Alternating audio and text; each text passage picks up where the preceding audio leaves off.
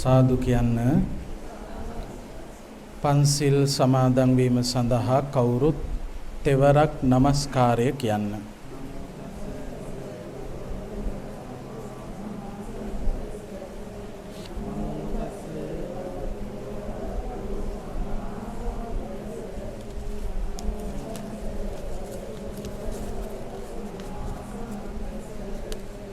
බුද්ධං සරණං ගච්ඡාමි ධම්මං සරණං ගච්ඡාමි සංඝං සරණං ගච්ඡාමි ဒုတိယံ පි බුද්ධං සරණං ගච්ඡාමි ဒုတိယံ පි ධම්මං සරණං ගච්ඡාමි ဒုတိယံ පි සංඝං සරණං ගච්ඡාමි တတိယံ පි බුද්ධං සරණං ගච්ඡාමි တတိယံ පි ධම්මං සරණං ගච්ඡාමි တတိယံ පි සංඝං සරණං ගච්ඡාමි တိสรณ ගමනං සම්පුන්නං පානාතිපාතා වේරමණී සික්ඛාපදං සමාදියාමි අදින්නාදානා වේරමණී සික්ඛාපදං සමාදියාමි කාමේසු මිච්ඡාචාරා වේරමණී සික්ඛාපදං සමාදියාමි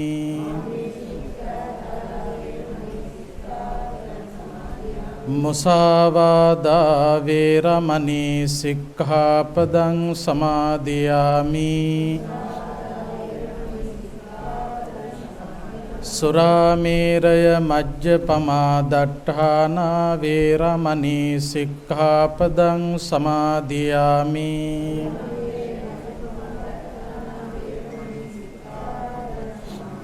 තිසරණේන සද්ධින් පංචශීලං ධම්මං සාධුකං සුරක්ඛිතං කତ୍වා අපමාදේන සම්පාදේත समन्ता चक्रवालेषु अत्रा गच्छन्तु देवता सद्धम्मं मुनिराजस् सुनन्तु सग्गमोक्खदं धम्मश्रवण कालो अयं भदन्ता ධම්මස්සවන කාලෝ අයං භදන්තා ධම්මස්සවන කාලෝ අයං භදන්තා නමෝ තස්ස භගවතෝ අරහතෝ සම්මා සම්බුද්දස්ස නමෝ තස්ස භගවතෝ අරහතෝ සම්මා සම්බුද්දස්ස නමෝ තස්ස භගවතු අරහතෝ සම්මා සම්බුද්දස්ස කතමං චාවුසෝ දුක්ඛං අරිය සත්‍යං ජාතිපි දුක්ඛා ජරාපි දුක්ඛා ව්‍යාධිපි දුක්ඛෝ මරණම්පි දුක්ඛං අපියේහි සම්පයෝගෝ දුක්ඛෝ පියේහි ප්‍රයෝගෝ දුක්ඛෝ යම් පිච්ඡං න ලභති තම්පි දුක්ඛං සංකිට්ඨේන පංචුපාදානස්කන්ධා දුක්ඛාති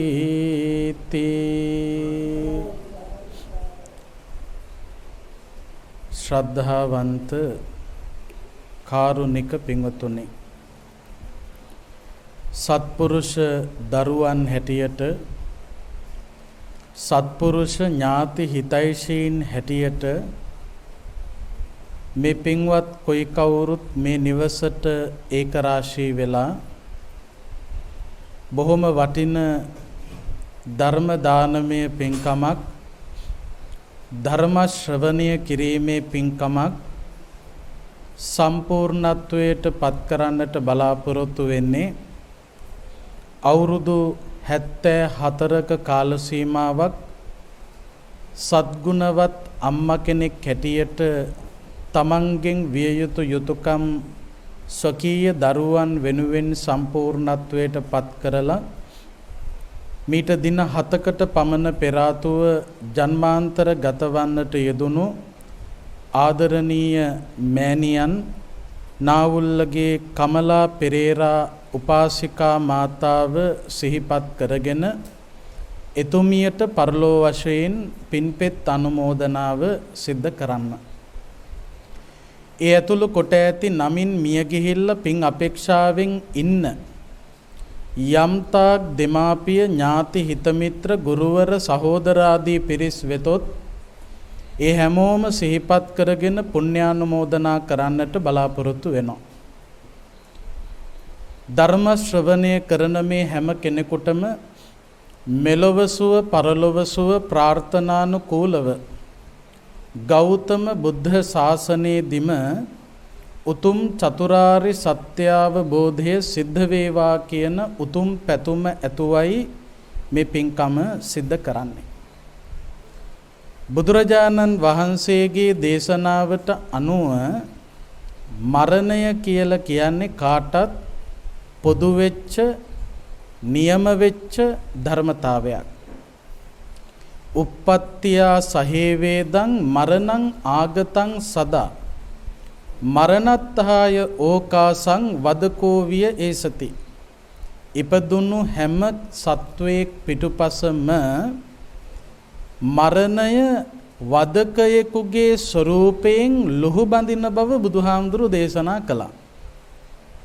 ඉපදිච්ච වෙලාවේ ඉඳලම මේ මරණය අපේ පිටිපස්සෙන් එනවා. ඉපදිච්ච සත්වයා හරියට සූර්යාගේ ගමන් මාර්ගය වගේ මේ යන්නේ මරණය වෙතටයි. මරණයෙන් බේරෙන්න, සැඟවෙන්න, ගැලවෙන්න, පැන යන්න සමත් මිනිස්සෙක් සත්වෙක් මේ ලෝකේ නැහැ. ඒක තමයි ඇත්ත. බුදුරජාණන් වහන්සේ අපට දේශනා කළා මේ මරණයේ ස්වභාවය පිළිබඳව. බුද්ධ දේශනාවට අනුව පින්වත්නි, මරණය ප්‍රධාන වශයෙන් කොටස් 3කට බෙදලා තියෙනවා. ඒ තමයි කනික මරණය, සම්මුති මරණය, සමුච්ඡේද මරණය. පළවෙනි මරණය තමයි කනික මරණය. මොකක්ද කනික මරණය කියලා කියන්නේ? ඉපදිච්ච සත්වයා භවය ඇතුලේ තත්පරයක් පාසා වෙනස් වීමකට ලක් වෙනවානේ.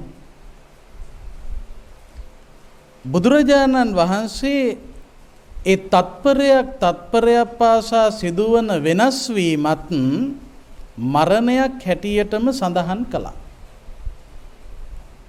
අන්න ඒ මරණයට තමයි කනික මරණය කියලා සඳහන් කරන්නේ.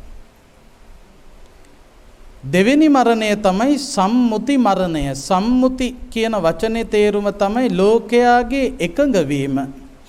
පිරිසක් එකඟ වුණා කියන එක තමයි සම්මුතියකට ආවා කියලා කියන්නේ.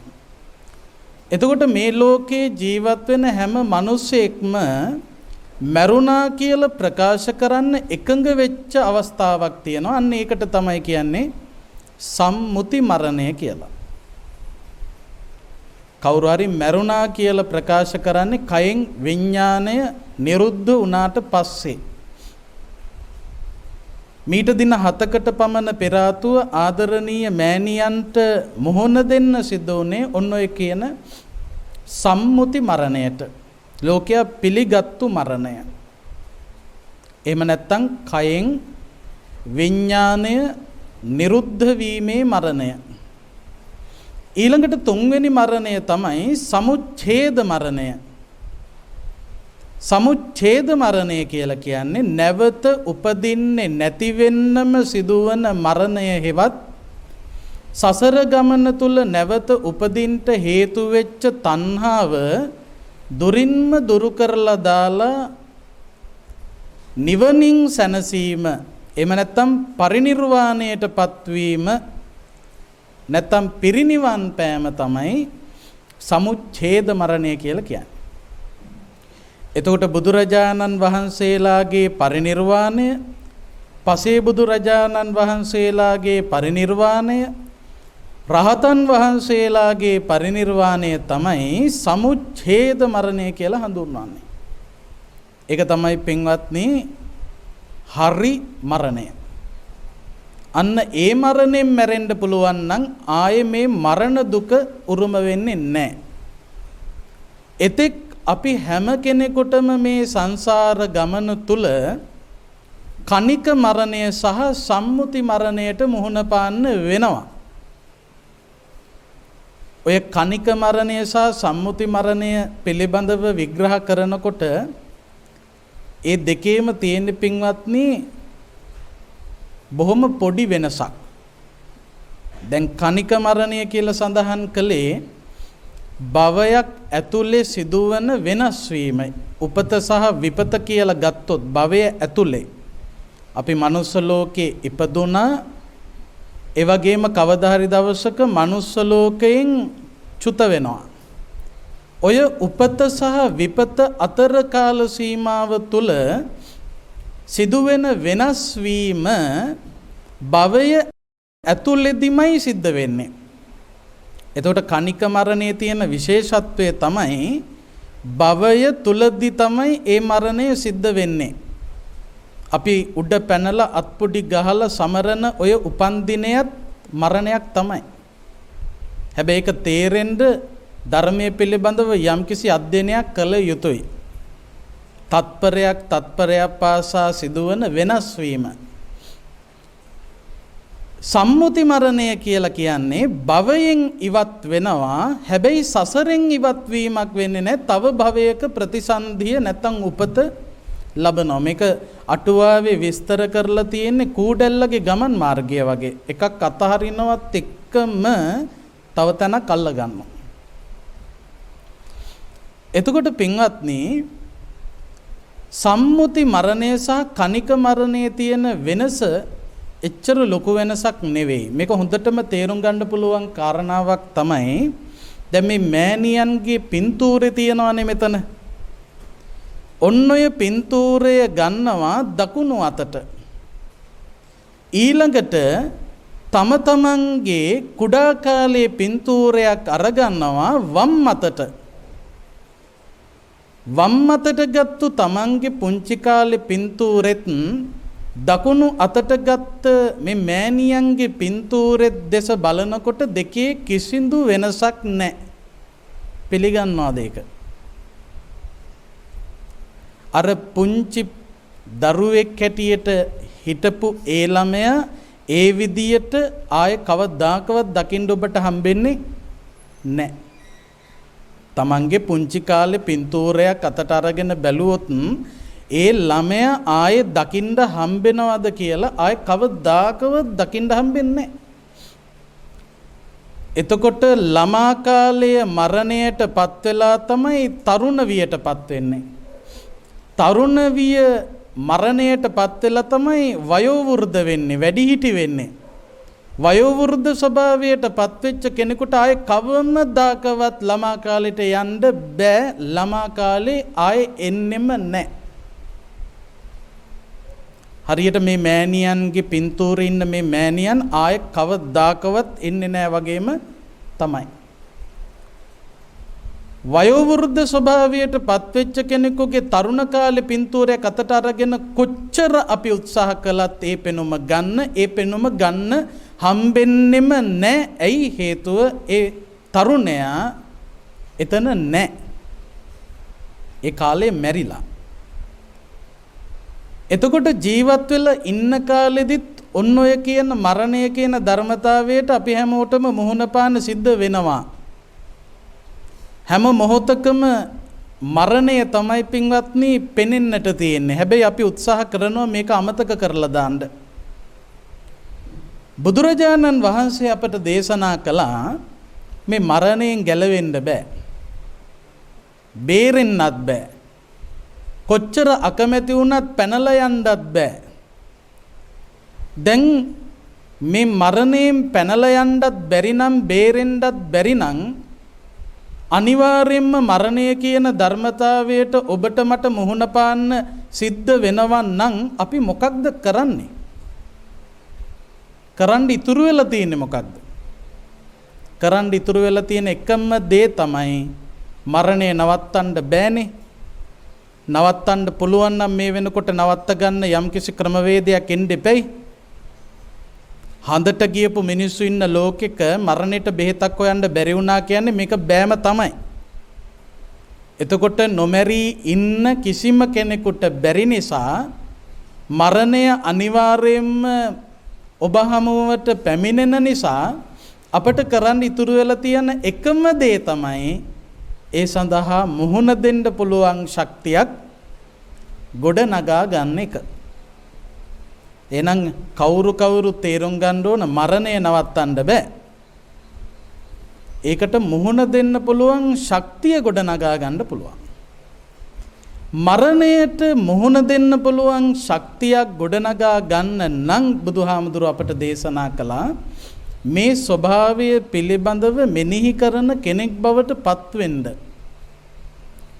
දැන් බුදුහාමුදුරුවෝ විවිධ සූත්‍ර දේශනාවලදී අපට උගන්වලා තියෙනවා අමතක නොකොට මතකයේහි රඳවා ගත යුතු කරුණු ගැන. කවදාකවත් අමතක කරන්න හොඳ නැති මතකයෙහි රඳවාගෙන මතක් කරගෙන වාසය කළ යුතු කාරණා. ඉත්‍යාවා පුරිසේනවා ගහට්ටේනවා පබ්බජිතේනවා. ස්ත්‍රියක් වේවා පුරුෂයෙක් වේවා ගිහියෙක් වේවා පැවිද්දෙක් වේවා අබින්නම් පච්චවෙක්කි තබ්බන් නිතර සිහිපත් කළ යුතු කාරණා කීපයක්. ඒ තමයි ජාති ධම්මෝමි ජාතින් අනතීතෝති අබින්නම් පච්චවෙක්කි තබ්බන් ජරා ධම්මෝමි ජරං අනතීතෝති අබින්නම් පච්චවෙක්කි තබ්බන් ව්‍යාධි ධම්මෝමි ව්‍යාධින් අනතීතෝති අබින්නම් පච්චවෙක්කි තබ්බන් මරණ ධම්මෝමි මරණං අනතීතෝති අබින්නම් පච්චවෙක්කි තබ්බන්. පළවෙනි එක තමයි ඉපදීම දුකක් කියන එක අමතක කරන්න එපා. අමතක වෙලා නම් අමාරුවේ වැටෙනවා. වයසට යන එක දුකක්, වයසට යන්න සිද්ධ වෙනවා කියන එක අමතක කරන්න එපා. අමතක කරපු මිනිස්සයා අමාරුවේ වැටෙනවා. ලෙඩ වෙන්න වෙනවා, ලෙඩ වෙන එක දුකක් කියලා අමතක කරන්න එපා. අමතක කළොත් වැඩේ වරදිනවා. මරණය නියතයි, මරණය දුකක් කියන එක අමතක කරන්න එපා. අමතක කරපු ගමන් වැඩේ වරදිනවා. ඕවා අමතක කරපු නිසා තමයි මිනිස්සු වැරදි පාරවල් වල යන්නේ. ඒවා මතකයේහි රඳවාගෙන ජීවත් වෙනවා නම් අන්න ඒ මිනිස්සු ආපු වැඩේ හරියට කරගන්න උනන්දු වෙනවා. මිනිසෙක් හැටියට තමන්ගේ ජීවිතේ මානුෂීය ධර්ම පෝෂණය කරන්න ඒකේනා උනන්දු වෙනවා. එතකොට බලන්න කල්පනා කරලා ඔය කාරණා අපට අමතක වෙන එකමයි අපට තියෙන ප්‍රශ්නේ. ඇයි බුදුරජාණන් වහන්සේ මේ කාරණා අමතක කරන්න එපා කිව්වේ? අකමැති වුණත් කැමති වුණත් මේවට අනිවාර්යයෙන්ම මුහුණ පාන්න සිද්ධ වෙනවා. එතකොට මෙන්න මේ ධර්මතාවය ගැන මෙනෙහි කරමින් වාසය කරනකොට ඒ කෙනාට පුළුවන්කම ලැබෙනවා ඒ අවස්ථාවට සූදානමක් ඇති කරගන්න. මේත් අහලා තියෙනවා පංච නීවරණ ධර්ම වලින් එකක් තමයි උද්ධච්ච කුක්කුච්ච කියලා කියන්නේ. ඒක නීවරණයක්. නීවරණ කියන්නේ නිවන ආවරණය කරනවා කියන එකයි. ඒ කියන්නේ නිවන් දකින්න ඉඩ දෙන්නේ නැහැ. නිවන වහලා දානවා. නිවනට යන්න ඉඩ නොදෙන නීවරණ ධර්මයක් තමයි මොකක්ද? උද්ධච්ච කුක්කුච්ච කියලා කියන්නේ. උද්ධච්ච කුක්කුච්චය කියලා කියන්නේ සිතේ නොසන්සුන්කම සහ පසුතැවීම. ඒ කියන්නේ හිතේ තියෙන කලබලය,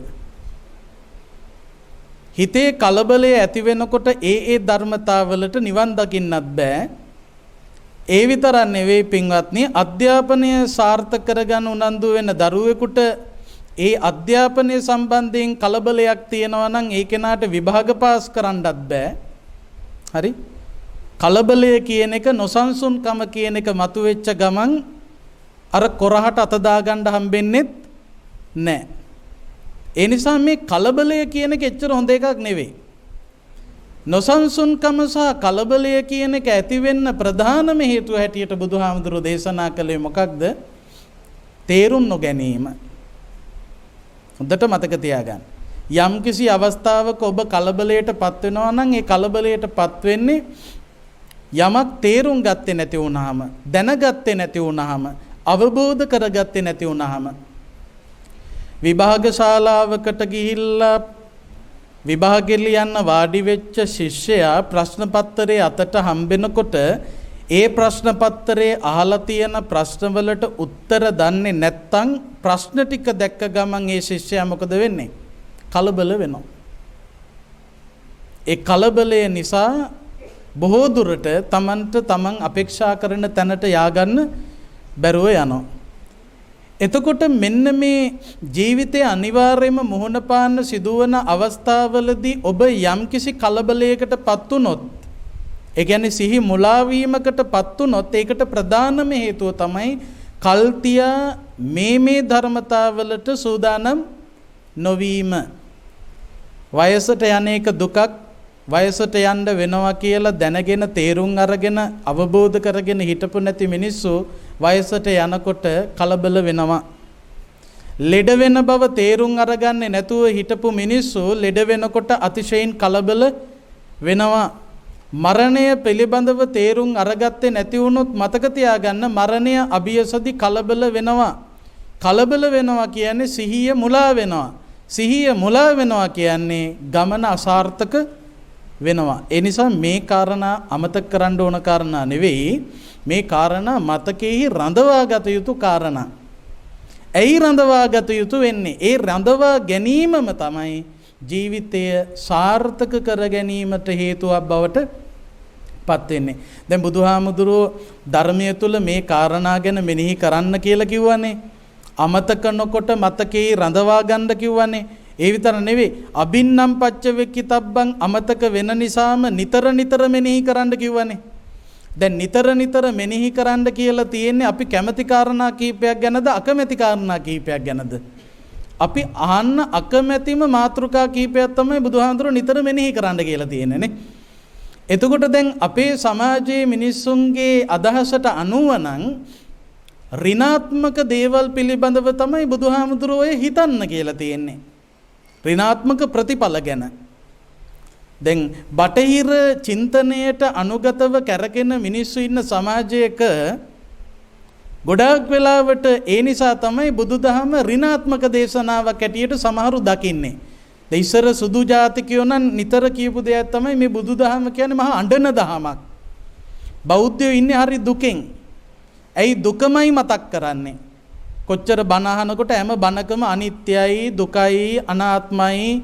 දැන් අද ධර්ම දේශනාවට ගත්තත් චතුරාර්ය සත්‍ය පළවෙනි කාරණාව දුක පිළිබඳව බුදුහාමුදුරු දේශනා කරලා තින්නේ ඉපදීම දුකක්, වයසට යන එක දුකක්, ලෙඩ වෙන එක දුකක්, මැරෙන එක දුකක්, අප්‍රියයත් එක්ක එකතු වීම දුකක්, ප්‍රියයගෙන් වෙන් වෙන එක දුකක්, කැමති දේවල් ලැබෙන්නේ නැති වෙනකොට ඒකත් දුකක්. කෙටියෙන් කිව්වොත් පංච උපාදානස්කන්ධය නිසාම දුකක්. දුකම තමයි මේ කියන්නේ.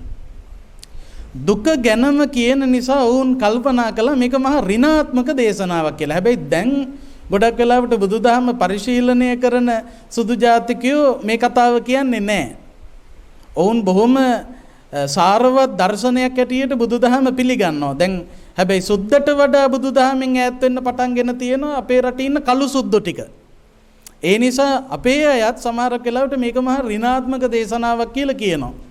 මතක තියාගත යුතු දෙයක් තමයි ඔය බටහිර චින්තනයට ගැතිකම් කළාට බටහිර රටවල් වල උගන්වන ධනාත්මක චින්තනයත් එක්ක කල්පනා කරනකොට බුදුදහමේ උගන්වන ධනාත්මක චින්තනයට ඒ අයට ලං වෙන්නවත් පුළුවන්කමක් නෑ. ඔය බුදුදහමේ දුක පිළිබඳව විග්‍රහ කරලා තියෙනකොට දුක ගැන නිතර මෙනෙහි කරන්න කියලා කියනකොට ඒ දුක පිළිබඳව මෙනෙහි කිරීම තරම් ධනාත්මක චින්තනයක් තවත් ඇත්තේ නෑ.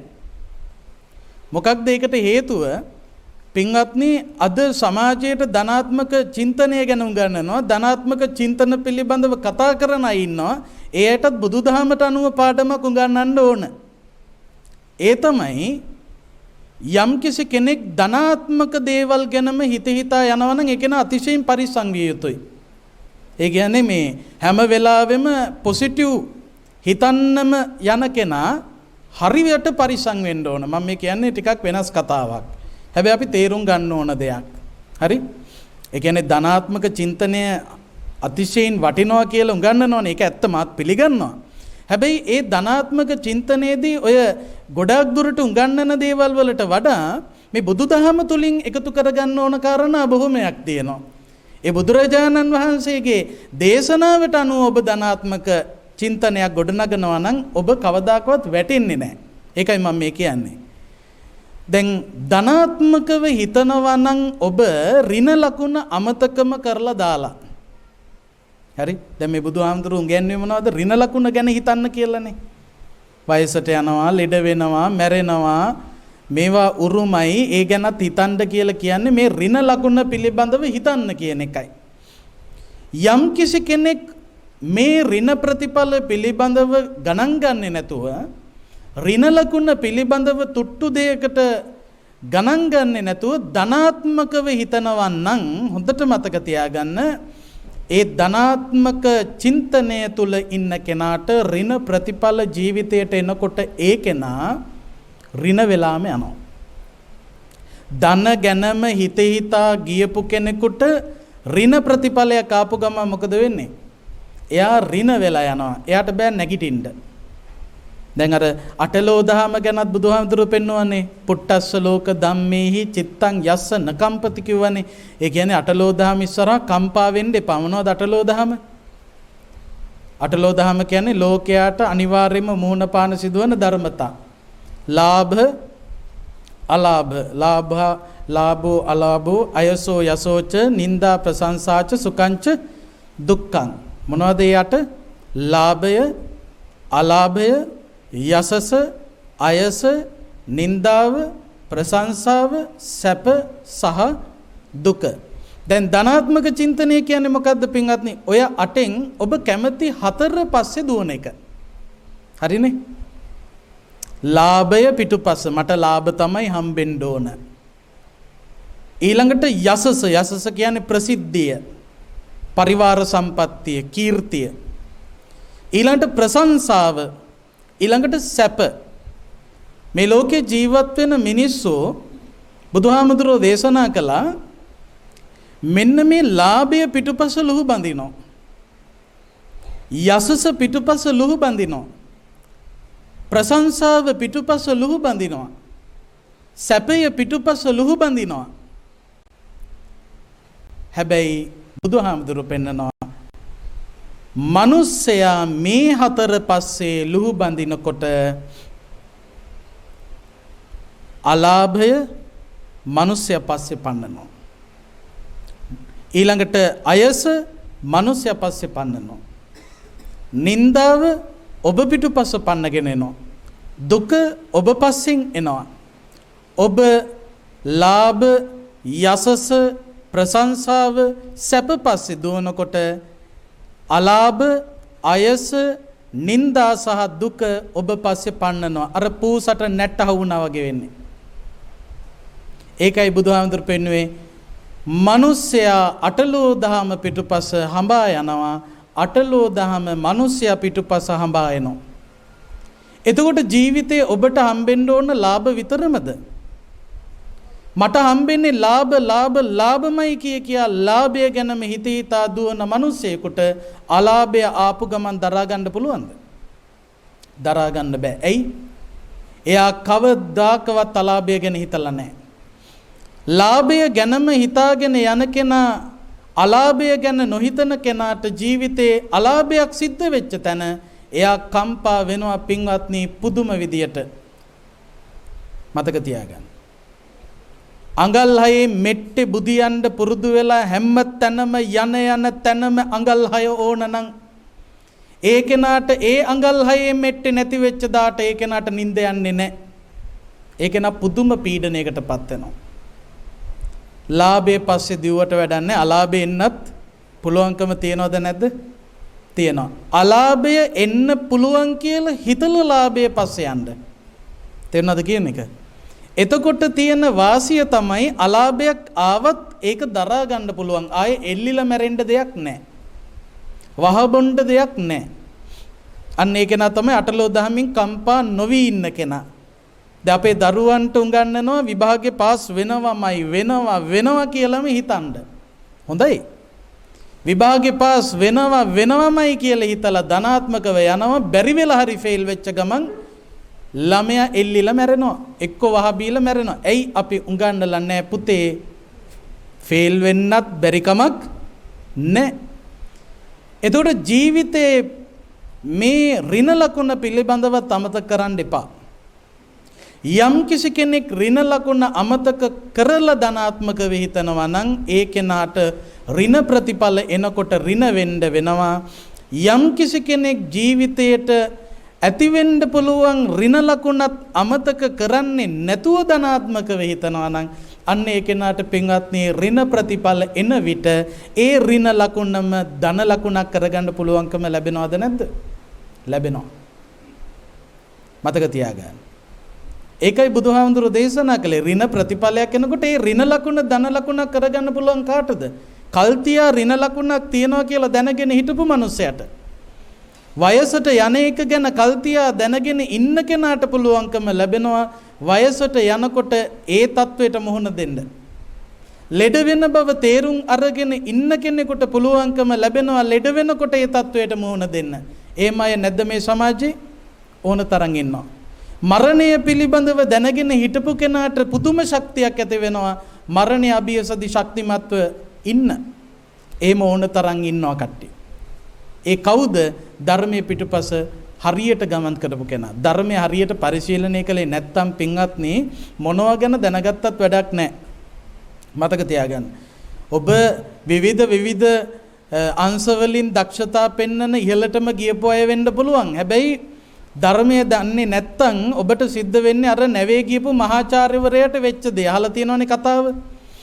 මහාචාර්යවරයෙක් යනවා නැවක මේ නැවේ ඉන්නවා නැව ක්‍රියාත්මක කරන කපිතාන්වරයා මේ මහාචාර්යවරයාට උවමනාවක් තියනවා Taman දන්න බව පෙන්වන්න. අපේ සමාජයේ එහෙමයි ඉන්නවනේ.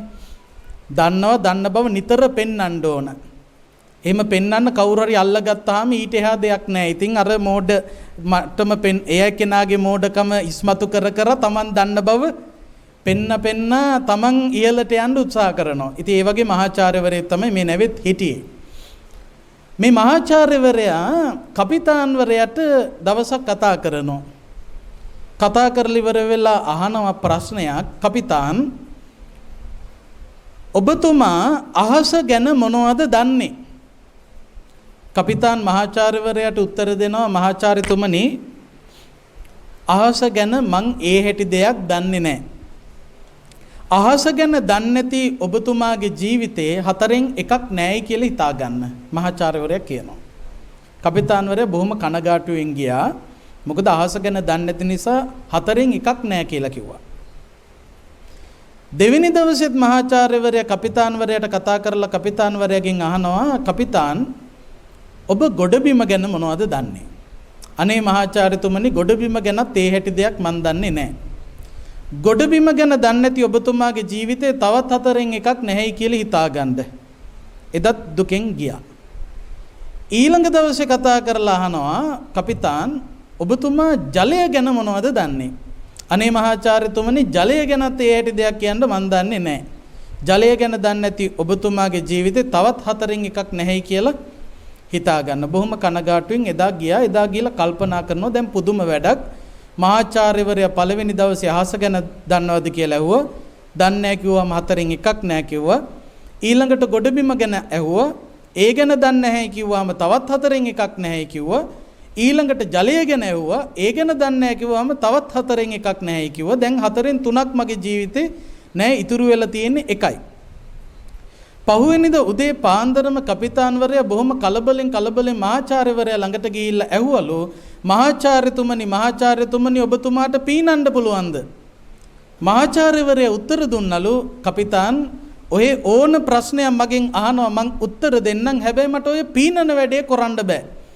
මහාචාර්යතුමනි පීනන්න බැරි ඔබතුමාගේ ජීවිතේ 4ම ඉවරයි දැන් නැවගිලෙනවා. අහස ගැනත් දන්නවා තමයි, ගොඩබිම ගැනත් දන්නවා තමයි, ජලය ගැනත් දන්නවා තමයි. හැබැයි පීනන්න දන්නේ නැති නිසා මහාචාර්යවරයාට ගිලෙන්න වෙනවා. අහස ගැන දන්නේ නැහැ තමයි, ගොඩබිම ගැන දන්නේ නැහැ තමයි, ජලය ගැන දන්නේ නැහැ තමයි. නමුත් පීනන්න දන්න නිසා කපිතාන්වරයා බේරෙනවා. දැන් හිතන් දෙපා ඔහොමත් මහාචාර්යලා නැව්වල යයිද? එහෙම කපිතාන් එක කතා කරන්න පුළුවන්ද? ඔහොම ප්‍රශ්නත් අහයිද? ඕනේ අපේ මිනිසුන්ගේ ලෙඩ. දැන් මේ කතාව තුල තියෙන සත්‍ය අසත්‍ය පිළිබඳව හොයන්න යනවා. නමුත් මේ කතාවෙන් දුන්න ආදර්ශයයි වැදගත් වෙන්නේ. තේරුණාද කියන එක? මේ දුන්නු ආදර්ශය ගන්න. මොකද කතා ආශ්‍රය කරගෙන බොහොම ලස්සනට පැහැදිලි කරලා තියෙන තැන් තියෙනවා. දැන් ඔය සංස්කෘත භාෂාව මේ මල භාෂාවක් ඇටියටයි ලෝකයා පිළිගන්නේ, මැරිච්ච භාෂාවක්. නමුත් පින්වත්නි පණ දෙන්න ඕන භාෂාවක්. පණ දීලා එළියට අරගන්න ඕන කරුණු තියෙන තැන් තමයි ඔය සංස්කෘත සාහිත්‍ය කියලා කියන්නේ. දැන් පිරිවෙන් වල නම් අපි ඉගෙන ගන්නවා. ඒ ශතක කාව්‍ය පිළිබඳව පරිශීලනය කරනකොට ඒ සංස්කෘත ශ්ලෝක පිළිබඳව පරිශීලනය කරනකොට අපට හිතෙනවා මොන තරම් වටින උපදේශ අපේ සමාජයට අවශ්‍ය කරන උපදේශ කොච්චර මේවයි තියනවාද කියලා. දැන් අර පංචතන්ත්‍රය වගේ ග්‍රන්ථ ගැන කල්පනා කරනකොට මේ අමර ශක්ති කියන රජතුමා මහිලාරෝප්‍ය නගරේ රජකම් කළේ. එතුමට හිටිය ළමයි 3 දෙනෙක් උග්‍ර ශක්ති, බහු ශක්ති, අනන්ත ශක්ති කියලා. ඔක්කොම ශක්තිලා. උග්‍ර ශක්ති, බහු ශක්ති, අනන්ත ශක්ති කියලා නම් ටික තිබ්බට මේ කොල්ලෝ 3 දෙනාම අමු මෝඩ කොල්ලෝ 3 දෙනෙක්. අමර ශක්ති කියන රජතුමාට හිටිය. රජතුමා පුදුම දුකෙන් හිටියා මේ මෝඩ කොල්ලෝ 3 දෙනෙකුට නෙමෙයි ඊළඟට රට යන්නේ. මොකද රජාගෙන් පුතාට යන්නේ.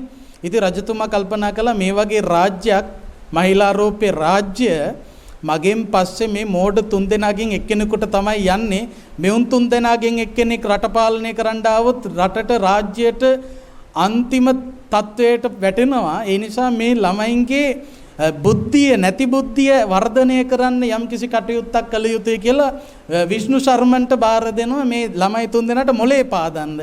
ඉතින් විෂ්ණු ශර්මන් විසින් මේ දරුවෝ 3 දෙනාට උග්‍ර ශක්ති, අනන්ත ශක්ති, අමර ශක්ති කියන මේ අනන්ත ශක්ති කියන 3 දෙනාට මොලේ පාදන්න රචනා කරපු සංස්කෘත සාහිත්‍ය ග්‍රන්ථය තමයි පංචතන්ත්‍රය කියලා කියන්නේ. ඔය පංචතන්ත්‍රය එහෙම අරගෙන පොඩ පරිශීලනය කරලා බලන්න. මම ඒකේ කතා කියන්න යන්නේ නැහැ. අද දවසට බොහොම වටිනවා. මොකද අර මේ සමාජයේම මෝඩ සමාජයක් බවට පරිවර්තනය වෙලා තියෙනවා. දැන් එදා උග්‍ර ශක්ති ඉන්න මට්ටමේ තමයි අද මේ ලෝකෙම ඉන්නේ. හරි, අනන්ත ශක්ති හිටපු මට්ටමේ තමයි ලෝකයාම ඉන්නේ. උග්‍ර ශක්ති හිටපු තැන තමයි ලෝකයාම ඉන්නේ. ඒ නිසා මේ කතා හරි වැදගත් අපිට අපේ ජීවිත ගමන සාර්ථක කරගන්න. අපි මහා මොලකාරයෝ පඬිතුයෝ කියලා හිතාගෙන හිටියට අපි මේ වෙලාවේ ඉන්නේ පින්වත්නි පුදුම මෝඩ තැනක.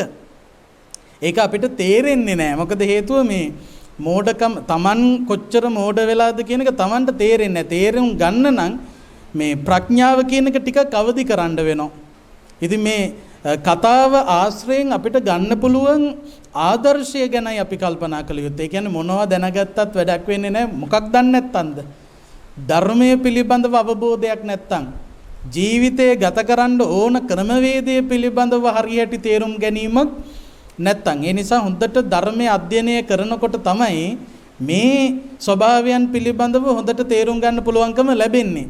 මේ ස්වභාවයන් ගැන හොඳට තේරුම් ගත්ත කෙනෙකුට තමයි ජීවිත ගමන ලස්සන කරගන්න පුළුවන්කම ලැබෙන්නේ. ඒ නිසා මේ බුදුහාමුදුරු දේශනා කරපු කාරණා, දුක පිළිබඳව බුදුහාමුදුරු විග්‍රහ කරපු කාරණා අපි අමතක කරන්න හොඳ නැහැ.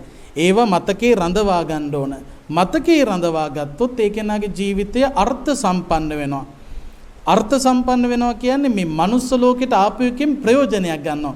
දැන් මනුස්ස ලෝකෙට ඇවිල්ලා තියෙන්නේ ඇයි? මේ වගේ තැනකට එන්න පුළුවන් උනේ ඇයි? මේ වගේ තැනක ඉන්නවා කියන එකත් ලේසි නෑනේ නේ. දැන් කිච්චෝ මනුස්ස පටිලාභෝ කිච්ඡම් මච්ඡාන ජීවිතං නේ. ඒ කියන්නේ මනුස්ස ලෝකේ උපදිනවා කියන එක දුර්ලභයි. ඉපදිච්ච මනුස්ස ලෝකේ ජීවත් වෙනවා කියන එක දුෂ්කරයි නේ. දැන් මේ වගේ තැනක උපදින්නේ පෙර පින තියෙන නිසා. පුබ්බේච කත පුඤ්ඤතා පෙර පින නිසා තමයි මනුස්ස ලෝකයේ උපදින්නේ. මනුස්ස කියන වචනේ තේරුම මොකද්ද කියලා කියන්නකෝ බලන්න. මනුස්ස කියන්නේ ඇයි? දැන් මේ එක දිගටම මම්මනේ කියවගෙන යන්නේ. මනුස්ස කියන වචනේ තේරුම කියන්න බලන්න. මිනිස්සු හැටියට අපි දැනගන්න බෑ ඇයි අපිට මනුස්ස කියන්නේ? මනුස්ස කියන්නේ ගොඩක් දෙනෙක් උත්තර දෙනවද දන්නෙත් නෑ මට ඇහෙන්නේ නැහැ. මේ ගොඩක් දෙනෙක්ගේ උත්තරය බවට පත් වෙන්නේ මනුස්ස යනු මනසින් උසස්. ඊළඟට තව ප්‍රශ්නයක් අහනවා හැම මිනිසෙකුගේම මනස උසස්ද? දැන් දෙන්නකො බලන්න උත්තරේ. හැම මිනිසෙකුගේම මනස උසස්ද? දැන් ඔබ දෙන උත්තරේ නැහැ. මනුස්ස කියන්නේ කාටද කියලා ඇහුවාම මනසින් උසස් කිව්වා. හැම මිනිසෙකුගේම මනස උසස්ද කියලා ඇහුවාම නැහැ කිව්වා. එහෙනම් එකම ප්‍රශ්නේ විදි දෙකකින් ඇහුවා ඔබ විදි දෙකකින් උත්තර දුන්නා. ඒකෙන් පැහැදිලි මනුස්ස කියන්නේ මනසින් උසස් කියන එක නෙවෙයි කියලා නේ. මනුස්ස කියන වචනේ තේරුම හොඳට මතක තියාගන්න. මනස උසස් කළ හැකි. මනුස්ස කියන්නේ කාටද? මනස උසස් කළ හැකි. පින්වත්නි මනස උසස් කළ හැකි යක්කුත් ඉන්නවා. හරි? හැබැයි ඒ යක්කු ඉන්නේ මේ කකුල් දෙකේ කණ්ඩායම අතරෙම තමයි. යක්කු කොටස් දෙකයි මනස උසස් කළ හැකි යක්කු සහ මනස උසස් කළ නොහැකි යක්කු. මනස උසස් කළ හැකි යක්කු ටික ඉන්නේ අපි අතරේ. ඊළඟට ඉන්නවා පෙරේතයොත් කොටස් දෙකක්. මනස උසස් කළ හැකි පෙරේතයෝ සහ මනස උසස් කළ නොහැකි පෙරේතයෝ. මනස උසස් කළ හැකි පෙරේතයෝ ටික ඉන්නේ කවුරු අතරේද? අපි අතරේ. මේ අපි අතරේ කියන එක නෙවෙයි කියන්නේ හොඳේ. මේ සමාජයේ කකුල් දෙකේ අපේ සමාජය තමයි ඉන්නේ. ඊළඟට තිරිසන්නොත් කොටස් දෙකකට බෙදන්න පුළුවන්. මනස උසස් කළ හැකි තිරිසන්නු සහ මනස උසස් කළ නොහැකි. උසස් කළ හැකි තිරිසන්නු ටික ඉන්නේ අපි අතරේ. එතකොට දැන් මේ මනස උසස් කළ හැකි අය අතරේ යක්ෂ ගති තියෙන, പ്രേත ගති තියෙන, තිරිසන් ගති තියෙන සහ මනස දියුණු කරගෙන ඉන්න මනුස්ස ගති, හරි ඊළඟට දේව ගති, බ්‍රහ්ම ගති තියෙන අයත් අපේ සමාජයේ ඉන්නවද නැද්ද? ඉන්නවා. එතකොට තමන් කොයිතාක් දුරට මනස දියුණු කරලාද අන්න ඒ අනුව තමයි ඔබේ ස්වභාවය මොකද්ද කියන එක තීරණය වෙන්නේ. එතකොට මේ මනස උසස් කළ හැකි ඒකත් සෝවාන් සකෘදාගාමි අනාගාමි අරහත් දක්වා උසස් කරන්න පුළුවන් හැකියාව. දැන් බල්ලෙකුගේ මනස දියුණු කරන්න පුළුවන්. හැබැයි යම්කිසි ප්‍රමාණයක් ඉංජු කියනකොට එන මට්ටමට කරන්න පුළුවන්. හරි? ගිරවට පෙත්තප්පු බත් කෑව කියන තැනට එනකන් යම්කිසි මට්ටමකට දියුණු කරන්න පුළුවන්. හැබැයි සෝවාන් සකෘදාගාමි අනාගාමි රහත් දක්වා මට්ටමකට ගෙන යන්න පුළුවන්කම නැහැ පින්වත්නි. මනුස්ස ලෝකේ ඉපදෙනවා කියන එක අතිශයින් පිනක්. මොකද හේතුව මෙතන යක්ෂ ගති තිබ්බත් ඔබේ යක්ෂ ගති මකලා දේව ගති ඇති කරගන්න පුළුවන්කම තියෙනවා. අඟුලිමාල වගේ තියෙනවා වෙන්න පුළුවන් මහ දාමරික අදහස්. ඒ අදහස් නැති කරලා ඔබට යහපත් තැනකට එන්න පුළුවන්කම තියනවද නැද්ද? තියෙනවා. ඒ වගේ තැනක උපදින එක ලේසි නෑ. කන කැස් බෑවා වියසිදුරෙන් අහස බලනවා වගේ දුර්ලභයි කිව්වා. ඊළඟට පින්වත්නි මේ ලැබිච්ච මනුස්ස ජීවිතයේ ජීවත් වෙනවා කියන එකත් ලේසි නෑනේ. දැන් මේ මොහොත දක්වා අපි ජීවත් වුණානේ. ඊළඟ තත්පරය ගැන නම් දන්නේ නෑ මම. ඊළඟ වචන හිර වුණොත් මං ගියා. හරි? මේ වෙනකන් තාම ඉන්නවා. ඔච්චරනේ කියන්න පුළුවන් කාටත්. ඔයිට එහා එකක් කියන්න පුළුවන්ද කාට හරි? කියන්න බෑ. කියන්න පුළුවන් දේ තමයි මෙච්චර කාලයක් ජීවත් වෙනවා. දැන් මෙච්චර කාලයක් ජීවත් වීම ගැන කල්පනා කරනකොට පොඩ්ඩක් හිතෙන්නේ නැද්ද පුදුම අමාරුවකින් හිටියේ කියලා?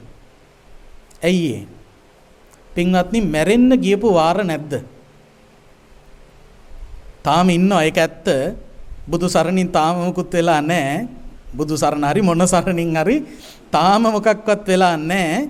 හැබැයි වෙන්න ගිහිල්ලා නැද්ද?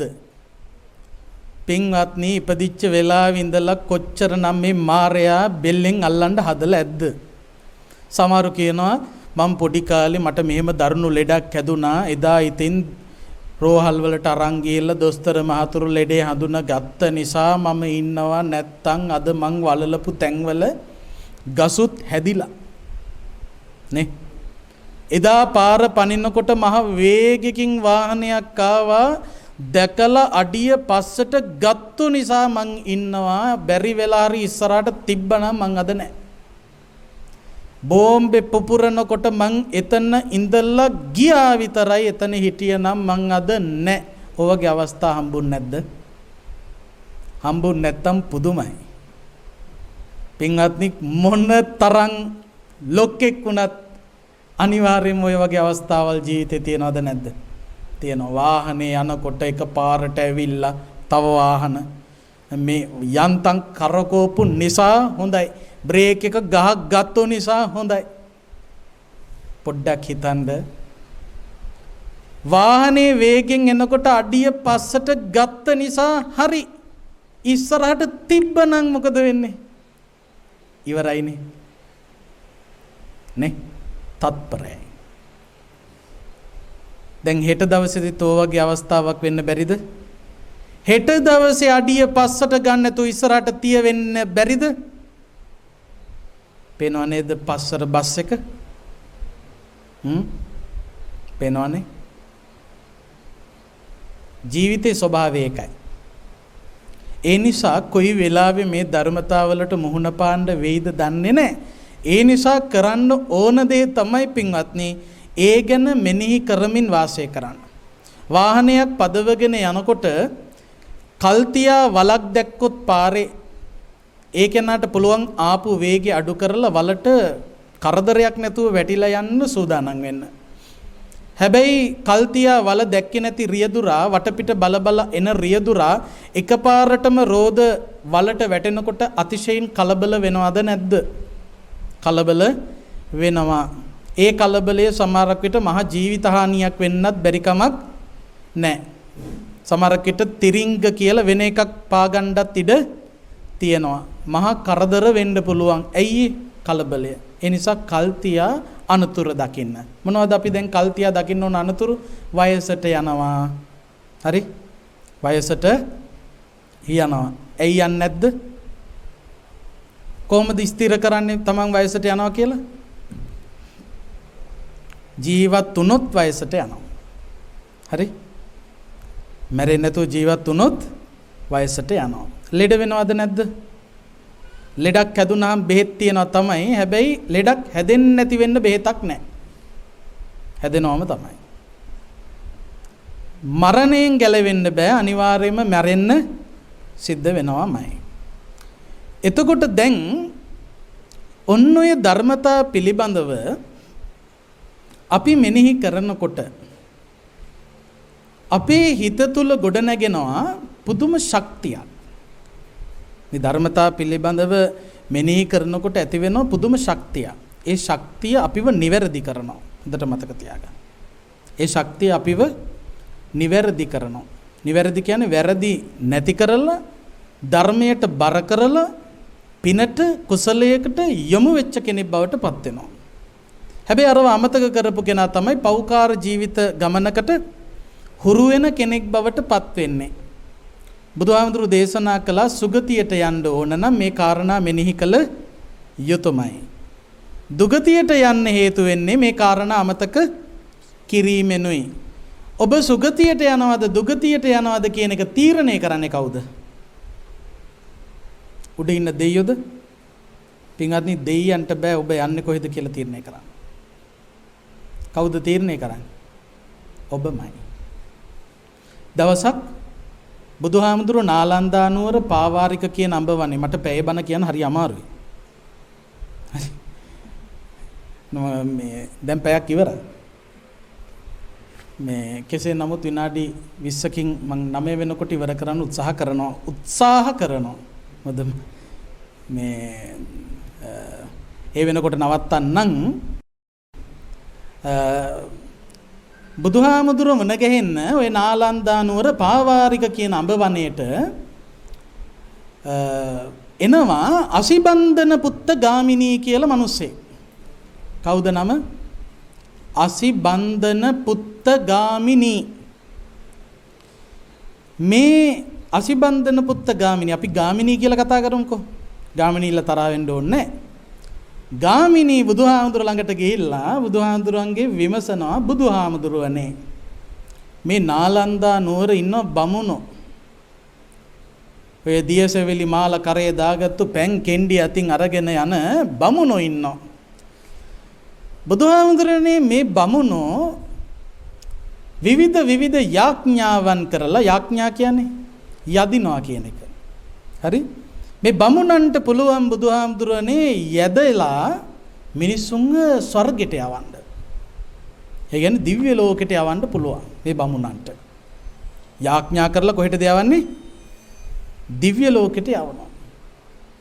ඒ විතරක් නෙවෙයි බුදුහාමුදුරනේ මියගිය ඥාතීන් ඉන්නවනේ. ආන්ගේ මියගිය ඥාතීන්වත් මේ බමුණන්ට පුළුවන් යදලා දිව්‍ය ලෝකයට යවන්න. බුදුහාමුදුරනේ බුදුහාමුදුරුවන්ට බැරිද එහෙම මිනිස්සුන්ව දිව්‍ය ලෝකෙට යවන්න? ඔන්න අසිබන්ධන පුත්ත ගාමිණී බුදුහාමුදුරන්ගෙන් අහපු ප්‍රශ්නය. බුදුහාමුදුරු ලස්සන උත්තරයක් දුන්නා. මොකද්ද දීපු උත්තරය? ගාමිණී යම් කිසි ශක්තිමත් මිනිසෙක් විශාල කළු ගලක් අරගෙන ගිහිල්ලා ගැඹුරු දියට අතහරිනවා. මේක හොඳ පාඩමක්. හොඳට අහගන්න. ළමා තරුණ මහලු ඔක්කොම ගිහිල්ලා ගැඹුරු දියට අතහරිනවා.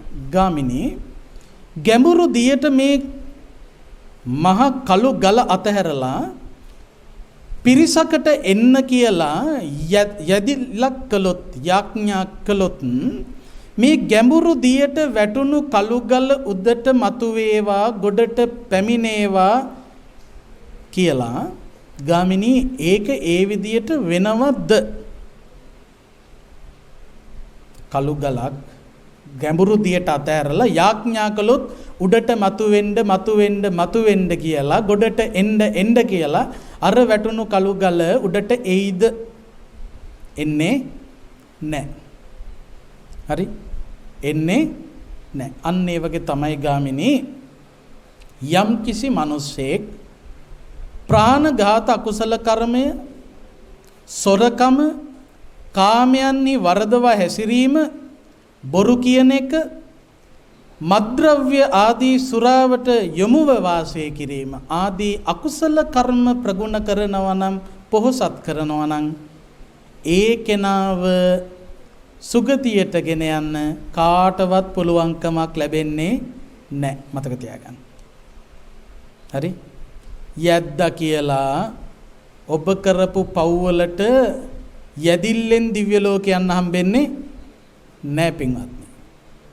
බුදුහාමුදුරන්ගේ දේශනාව. ඊළඟට බුදුහාමුදුරුවෝ විමසනවා ගාමිණී යම්කිසි මිනිසෙක් එළඟි තෙල් පිරුණු කලයක් නැත්තම් තෙල් පිරිච්ච කලයක් අරගෙන ගිහිල්ලා ගැඹුරු දියේ ඔබලා දියේහිදී කඩනවා. කඩනකොට මැටි කටු ගිලෙනවා, තෙල් ටික මොකද වෙන්නේ? පාවෙනවා. ගාමිණී පිරිසක් වට කරගෙන යාඥා කළොත් මේ ජලයේහි මතු පිට පාවෙන තෙල් ගිලේවා කියලා ඒකෙම වෙනවද කියලා අහනවා. බුදුහාමුදුරනේ කවදාකවත් ඒක එහෙම වෙන්නේ නැහැ. අන්න ඒ වගේ තමයි ගාමිණී යම් කිසි කෙනෙක් කාය සුචරිත, වචී සුචරිත, මනෝ සුචරිතයන්ට අනුගතව කටයුතු කරනවා නම් කාට වමනා වුණත් ඒ කෙනාව දුගතියට වට්ටන්න බෑ. අනේ ගාමිණී මට ඔය කාවවත් සුගතියට ගෙන යන්නත් බෑ. මට ඔය කාවවත් දුගතියට ගෙන යන්නත් බෑ.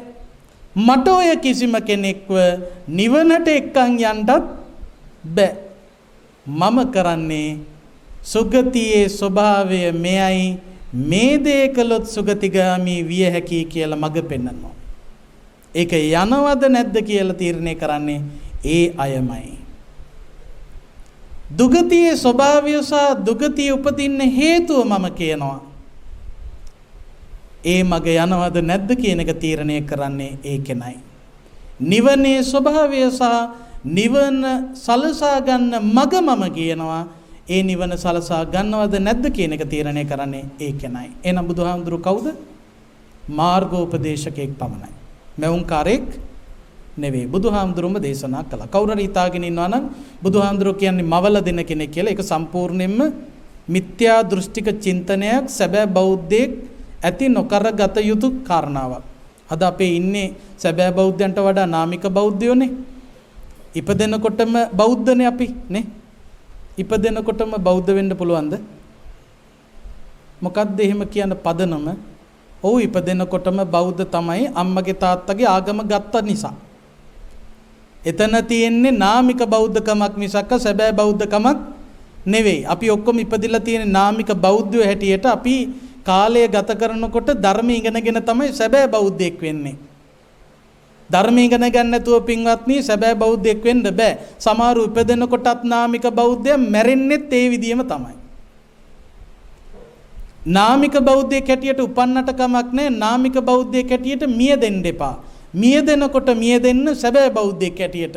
ඔය නාමික බෞද්ධයෝ නිසා තමයි ශාසනයට කරදර වැඩි. මතක තියාගන්න. ඒ අය බෝධීන් වහන්සේ ළඟට ගිහිල්ලා යදිනවා. හරි? බෝධීන් වහන්සේ ළඟට ගිහිල්ලා මොකද කරන්නේ? පැන් කලේ එහෙම තියාගෙන මහ පුදුම අනුකම්පා මූණකුත් හදාගෙන බෝධිය දිහා අනුකම්පාවෙන් බලාගෙන, අනේ බෝධීන් වහන්සේ දරු පල නැහැ ලබා දෙන්න. ගයක් නැහැ හදලා දෙන්න. පත්වීම හරි ගස්සලා දෙන්න. විභාගේ කොල්ලගේ පාස් කරලා දෙන්න. අර විභාග අංක ගිහිල්ලා ගැහුවා කියන්නේ බෝධියේ නේ.